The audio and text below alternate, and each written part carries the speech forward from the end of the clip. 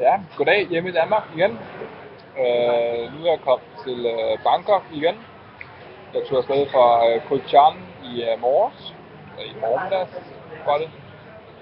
Kørte i minibus, cirka 5 timer, så det var en fin tur, ingen problemer.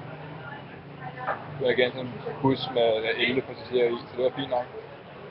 Nu er jeg kommet til Bangkok her igen, hvor jeg har fundet mig et guesthouse, hvor jeg skal bo de næste 2 dage, inden jeg på onsdag tager til Cambodia og Phnom Penh er min billet til.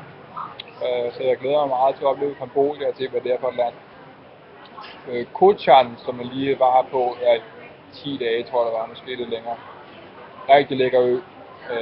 Det var low season, fordi det er, som vi snakkede om før, fordi det var regnstid dernede. Men der var sikkert noget regn, det var super lækkert vejr og rigtig lækker stranden og alt sådan noget lækkert. De var low season, så der var ikke så mange gæster på de resorts, der var. Så jeg kunne bare bruge de swimmingpools, der var på resortsene, selvom jeg boede på et guesthouse, hvor der ikke var nogen swimmingpool. Så jeg gik bare, de resorts lå helt ud til vandet, og kunne bare gå ned og bruge. Så det var rigtig fint. Ja, det er lidt det. Nu sidder jeg på en indisk restaurant og lige fået lidt at spise.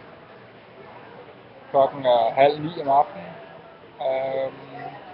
Ja, så skal jeg bare lige have drukket min te og få min vandpige færdig.